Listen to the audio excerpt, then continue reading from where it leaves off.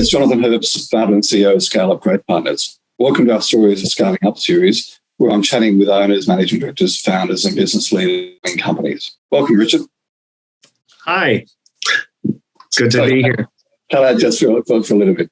So tell me, what is the Mandarin and what do you do there?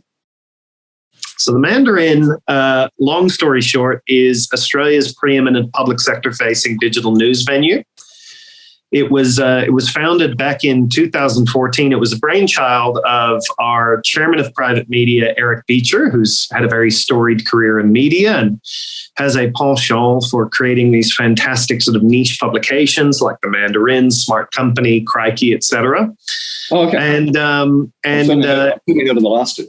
Yeah, and then it was and also our founding publisher Tom Burton, who's now a political editor over at the AFR. They had this idea: there has to be an opportunity for a publication that would actually speak to government about the business of government and about the things that matter to them. You got plenty of publications in Australia and around the world that talk about government in the third person, but no one who really talks to government about their day-to-day.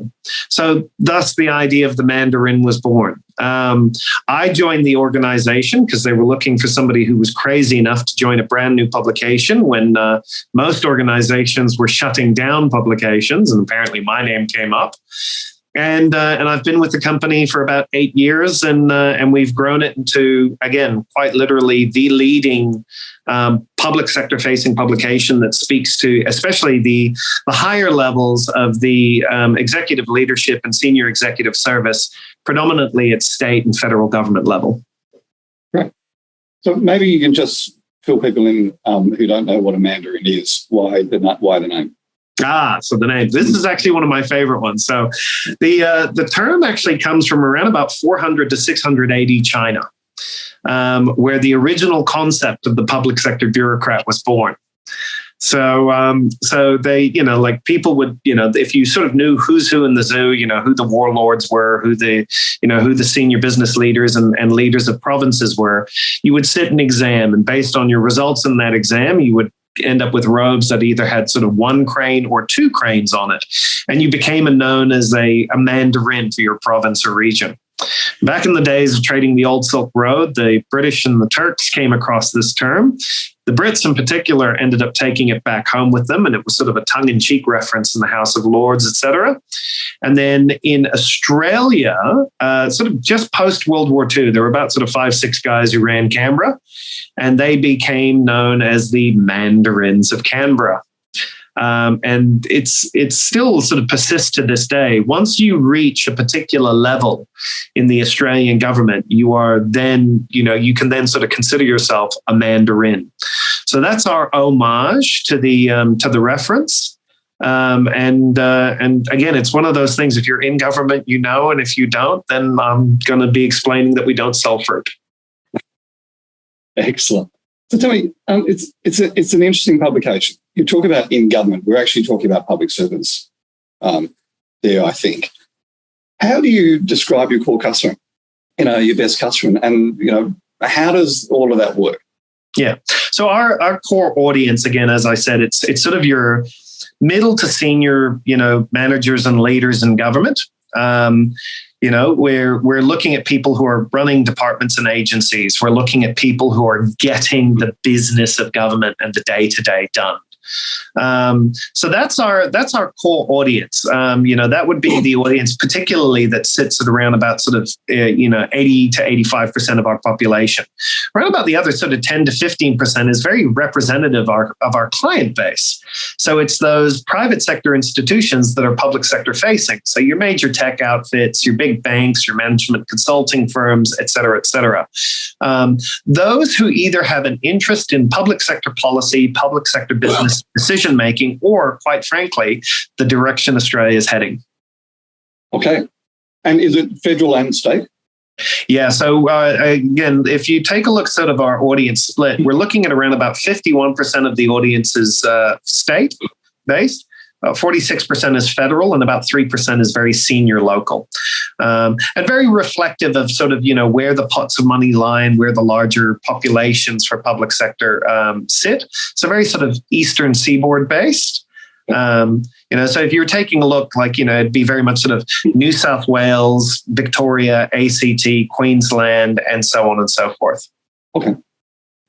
So look, we were talking just before we started about the pandemic and how what actions did you take when the pandemic hit and through the pandemic that has stayed with your business? Yeah, so it's actually really interesting. So a lot of the key themes that we tend to deal with as a publication have gone through various iterations, even over the last 8 years, but that much more prescient and important once the pandemic hit. So, obviously when the pandemic hit, everything changed for everyone, and public sector had to evolve more than most.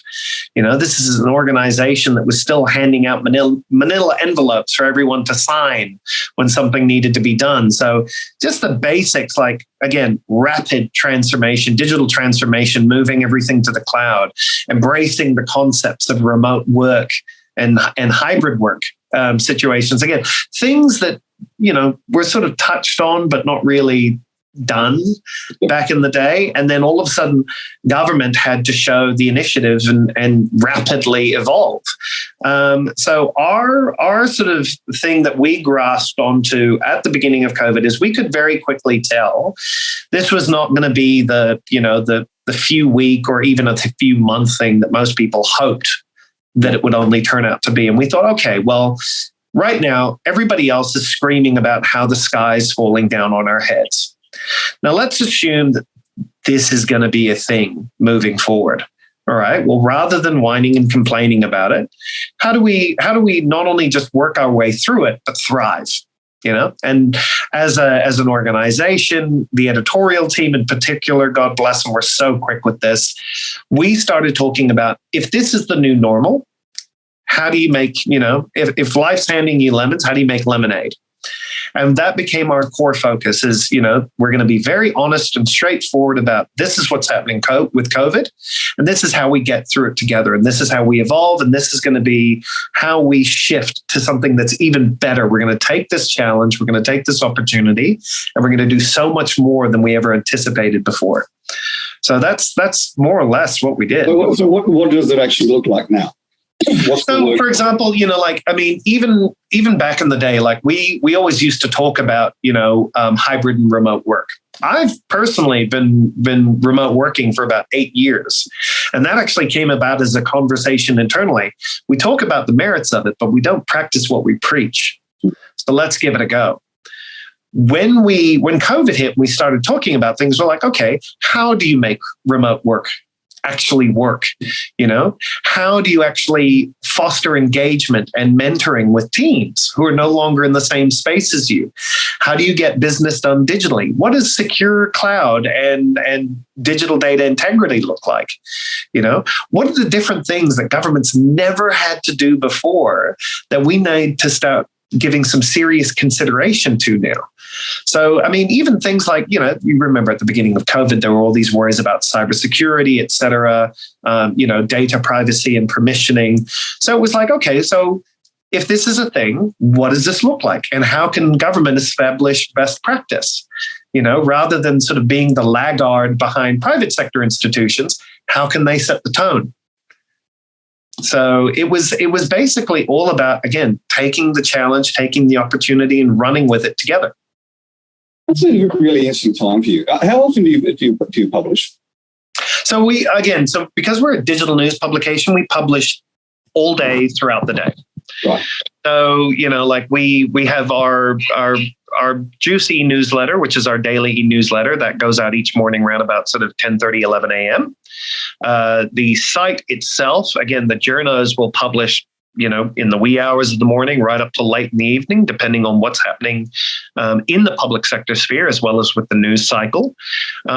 We likewise, again, and this is probably something we can touch on a bit more later, but our principal commercial model is we work with clients to push forward their thought leadership to that public sector audience. So not only are we generating fantastic sort of that pure editorial content, but we're also generating some really fantastic hybrid content that's either developed for our clients or with our clients, or we will syndicate their content that we vetted to make sure that it provides value for that public sector audience.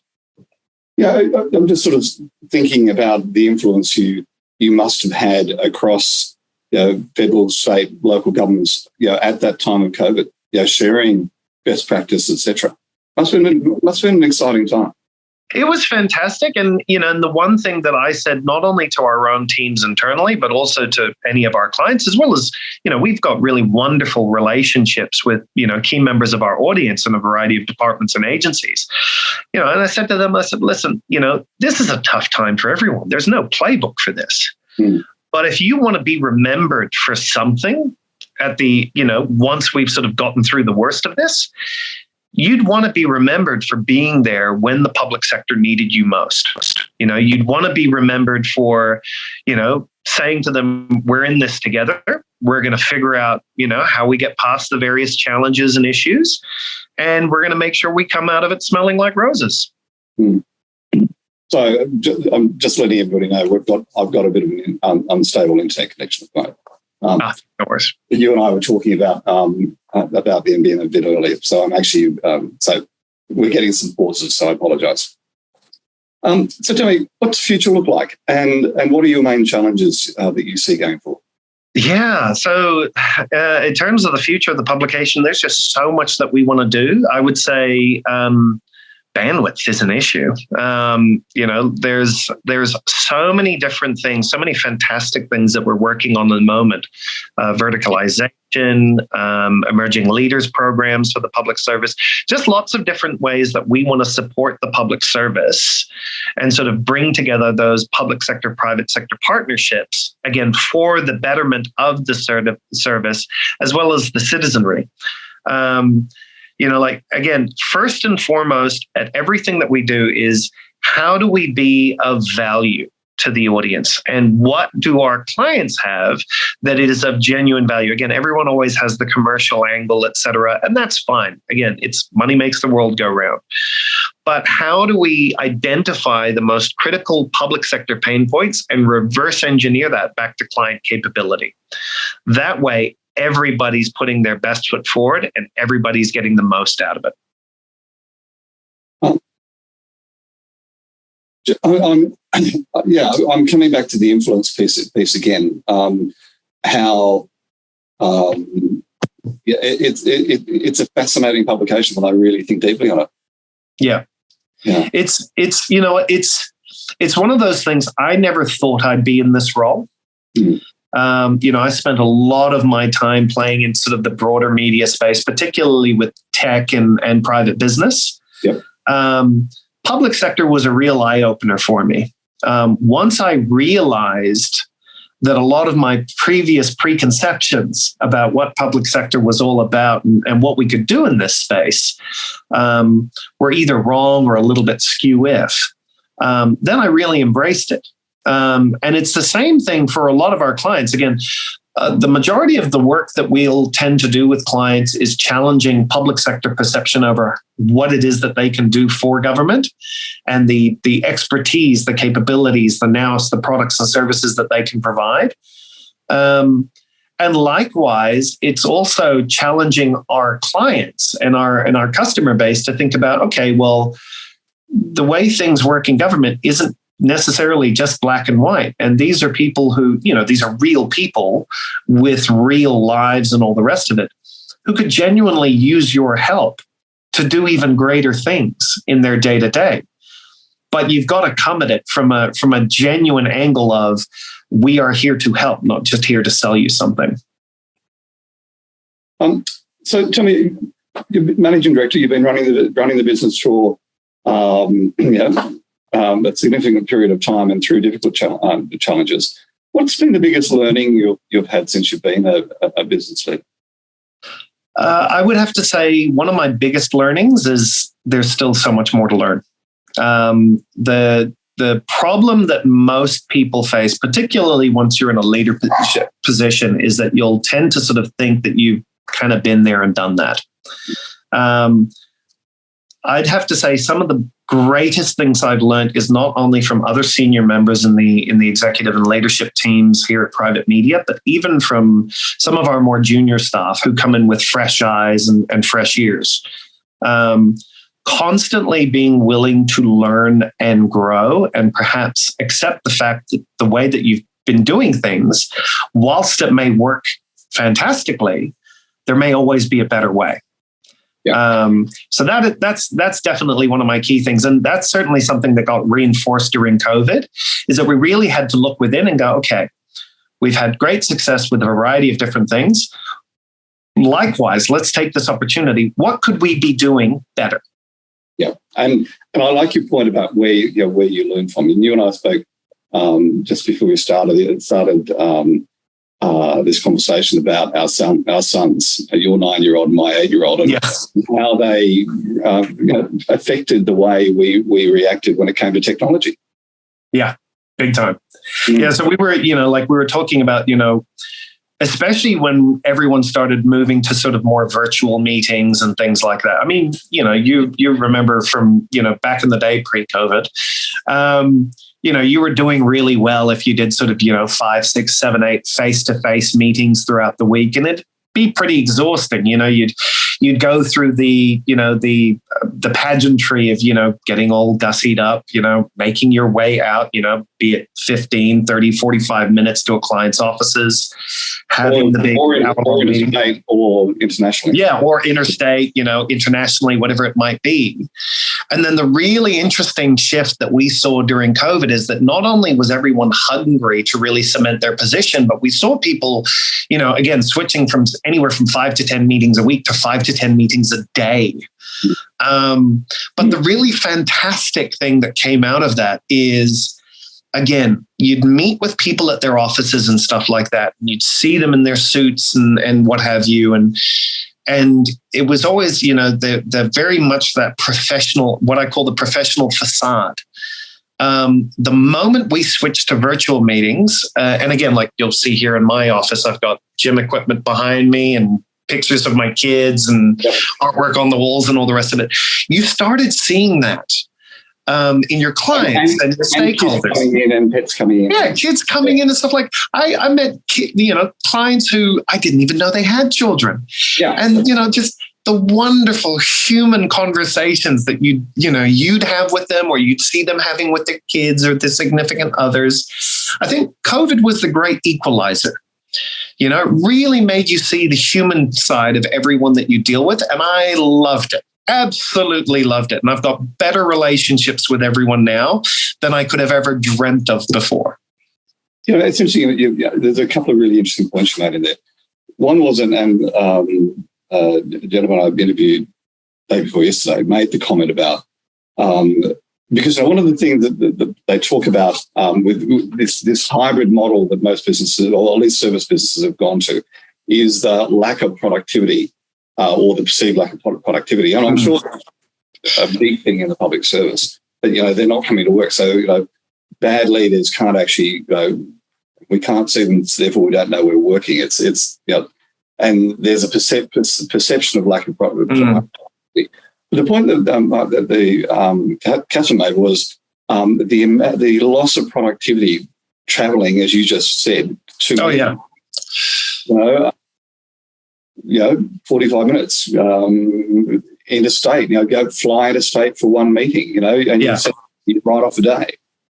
Well, and this is the thing, like you think about the commute to and from the office every day, in my case, at least, that was a good 45 minutes each way. You also think about things that occur in the office that we don't consider as a lack of productivity, but let's be honest, they kind of are. There's certainly a relationship value to them. Things like we kept a diary when we were considering moving me to remote work back in the early days. And we're like, okay, so let's just figure out how your day is spent, sort of thing. And, you'd get to the office and everyone has the big catch up on a Monday morning. Like, your team, the expanded team, all the rest of it. Everyone's talking about their kids, their cats, their dogs, their TV shows, their books, blah, blah, blah, what they did on the weekend. Coffee breaks at the office. They're a lot more of a social thing. So it's, 2, 3, 4, 5 people, whatever it might be, going down to the local coffee shop, and you're in your head, you're saying, okay, this is a quick 5-minute break to go get coffee. But if you actually track the time, it's a good 30 to 45 minutes once you're done waiting in the line, got your coffee, meandered your way back. So we just found, again, there always needs to be a good mix. I think there always needs to be an element of interpersonal communication that occurs in a face-to-face environment. And certainly at Private Media, we go out of our way to put together employee events and things like that. We'll always have face-to-face strategy days. We'll have really fantastic work social functions and things like that. We've got an amazing team that sort of keep us honest and keep us on top of that. But otherwise, from a virtual perspective, I catch up on a video chat with every single member of my team just about every day of the week. Something that we might not necessarily have had the time to do in a real world office environment. It would have taken too much organizing, but we can do it first thing in the morning because everyone just rocks up to their computer and gets it done. So it's one of those things where,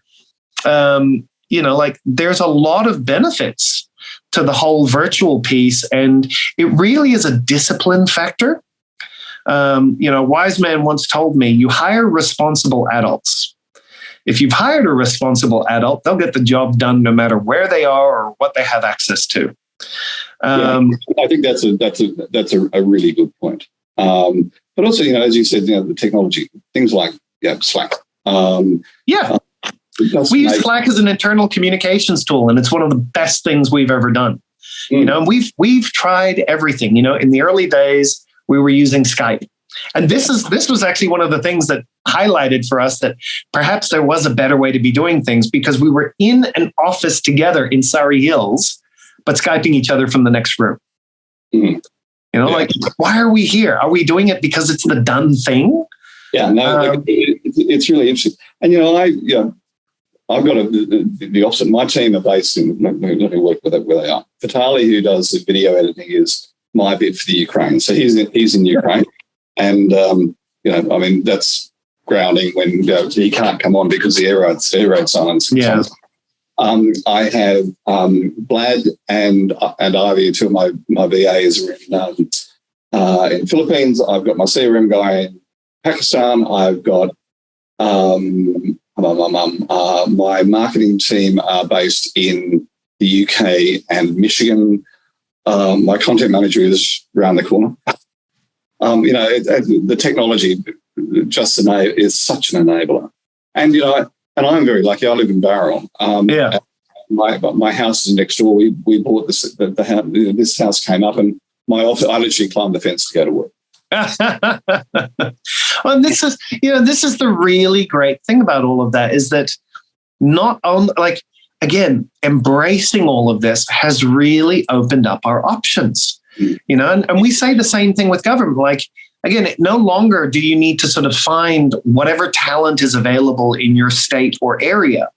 Now the world is your oyster. If you can find somebody, and I always tell everyone this, if you can find somebody with the capability and the passion that matches your own and your organization's, it doesn't matter where they are. Right. If they love doing the work, go for it. And the other advantage is, Vitaly, my video editor, he's working at night, but he's turning things around in our night. It's extraordinary how the acceleration. Well, with Private Media as well. For one of our publications, Crikey, we had one of the newsletter editors move to Canada. Right. And that's been brilliant for her, because no longer is she getting up at sort of 3, 4 a.m. in the morning here to make sure that everything's ready. She's doing it during normal daylight hours over there. Yeah. And then everything's done well in advance for go live here. Yeah. But I say this to all of our staff as well, and anyone who's thinking about joining our organization. I'm bringing you on board and we're bringing you on board for outcomes. All right. So we need people to do something because they're very good at it. Now, however you achieve those outcomes, that's up to you. So long as everything's done the way it needs to be done, and hopefully even better by the end of the week, if the best way to achieve that result is putting you on a beach in Tahiti, well, then that's what we're going to do. Exactly right. Exactly right. Now, listen, I'm going to bring us back again. When you think about the word successful, who pops to mind and why? Oh, that's a good one. Wow. And again, this may be a bit of a throwaway comment, but I will often look back to the Obama years of Barack Obama's presidency, because, again, quite literally one of the most important roles in the world. And that man managed it with grace, with style, still kept his family life going perfectly. And dealt with some pretty turbulent times. So that is 100% somebody that I would consider successful. And then a little bit closer to home, my own mother. This is a woman who found her feet in her 50s and, developed a highly successful business, went into areas and realms that, quite frankly, she had no experience, no expertise. My elder sister came on board with her, and they developed a really fantastic, successful company that provides employment to hundreds of people in the Fiji Islands and exports all over the world. You're allowed to give a plug. What's the company name? Yeah, so the business name is Pure Fiji. So a little bit of something about myself. I actually grew up in the Fiji Islands and consider myself a little bit Fijian. Did all my formative schooling, et cetera, there. And Pure Fiji, or rather my mother and my sister's first business, which was Sand Dollars, then Renew, that was my first real sort of business experience growing up. So, ground up family business, it's the way to go. I mean, and as I said to you at the start of our conversation, the idea behind the stories of scaling up came while I was sitting on a beach in Fiji in July with my son saying to me, "Dad, why are you listening to a podcast that goes for 2 hours?" Yeah. Yeah, and it's crazy. Like, again, we started around the kitchen table with a single product. Yep. Taking a complete gamble, and then it evolved from there. And again, it was that mentality of, let's try, let's try quickly, learn fast. If we fail, c'est la vie, we move on. Yep. But give it a go. Yep. Agreed. What's the name of your cat? We've just got someone in the this is my supervisor. That's Suki. She that's quite literally Suki's chair. She has to sit there and watch me work every day. As we talk about getting personal. Are you a reader? Business books, podcasts? I'm a little bit of a reader. Believe it or not, actually, in recent years, I've become a huge consumer of video content. So, I've become obsessed with vlogs and all the rest of it. And even things like YouTube shorts and things like that, I love watching a variety of different podcasts and things like that. Just people talking about things differently, but also me getting a little bit out of my comfort zone and sort of trying to experience different points of view and different ways of thinking about things. Whether it's the Joe Rogan show or, Professor Peterson, things like that. Just anyone who thinks a little bit different to me has had a completely different experience in life to me, so that I can try and appreciate different aspects of life and different viewpoints. Especially one thing the last sort of, 4 to 8 years have taught us is that people tend to be fed algorithmically what they're comfortable with. In as much as possible, and I've got some fantastic friends who do not agree with me politically or socially, things like that, but I love it to pieces because it takes me out of my comfort zone, and it gets me trying to appreciate those different points of view, because you have to. Not everything's going to be exactly the way you see the world. Yeah, it's a really good point. And if you go back to the your comment about Barack Obama. I remember, I guess, personal story. We're in Rochester, Michigan, just outside of Detroit, my wife and I, and doing IVF. Why we were there, it's only because we were in the Middle East. There's a lot of story behind it. But yeah, my wife was sort of laid up. I was down the bar in this lovely hotel. And in America, you can sit at the bar and eat at the bar. And I've got business people on either side of me. And it was at the time, Obama had just done the Yes We Can speech. And and it was all about, universal healthcare. And America's got a very, very different attitude to healthcare to us. Yeah. And, I'm sitting there saying, well, what's wrong with it? Having had a son who was very ill a couple of weeks ago, luckily he's great now, but rushed from Barrow to sitting in ambulance, emergency surgery, etc. You really appreciate Medicare, I've got to tell you. Really appreciate our health system and the care. And there I am with two businessmen in America sitting there and they're arguing vehemently. No, it's individual responsibility and I'm not paying for anybody else. And it's the vibe was so great. And to understand, the different times I've been to America, which I used to do every year for learning, you need to, I agree with you need to understand the different views, because otherwise how do you understand, an Obama versus a Trump as an example?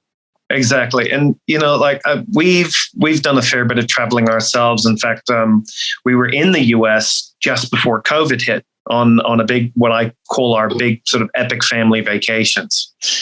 And again, I'm by no stretch of the word a Trump supporter, but we traveled to a lot of states where he was very popular. And it was very interesting talking to a lot of people and understanding why they supported Donald Trump or why they support another candidate or why they feel away. And a lot of it has to do with, cultural differences, their upbringing, the social norms for where they are, et cetera. Common ground can be found. Not everything is so black and white. But it was very interesting and very telling, state to state, city to city, all the rest of it. And you'd see all the different flags and banners and things like that. And everyone has a particular reason why they support a candidate, or, there's a subtext or a motive or something like that. And it's just, once you understand that, then you tend to get them. You may not agree with them, but you get them. Well, and it's exactly the same here, of course. As we saw. Anyway, we shouldn't be delving too far. Any last piece of advice or parting words for an entrepreneur, aspiring entrepreneur? The biggest piece of advice that I give everyone, particularly in this sort of COVID, post-COVID paradigm shift that we've all experienced, is don't be afraid to learn and try. I saw a lot of people get very tense and anxious, particularly in the early days of COVID and all the rest of it. And all you have to do, let go of your perceptions of the way things were and the way things should be. Come to grips with the way things are and think about, all right, what's the opportunity here? How can we do something with this? Using all of our skills and our capabilities and a willingness to adapt and overcome. And, let's do something really fantastic with this. It's one of the things I absolutely love about our team at Private Media, and especially my team at the Mandarin, is that everyone's always got that willingness to say, okay, if everything's changed, how do we do this? All right. And if we don't know how to do it, who do we know? Who do we know who can give us a bit of advice? That's one of the key things I coach, who, not how. So find out the who before you even think about how you're doing it or what you're doing. Exactly. Having that right team is one of the it's arguably the key for success really in anything. Even my wife the other day was saying, I was building a monkey bar set for the kids, and my wife just said to me, you hope it's like this. What about your theory about who's? Well, I'm truly in my place. Richard, thank you so much. No, thank you so much for having me on. I've really enjoyed the conversation. Thank you. As always, there's some gems in there. Fantastic. But yeah, really appreciate it and great talking with you. Right. Thank you.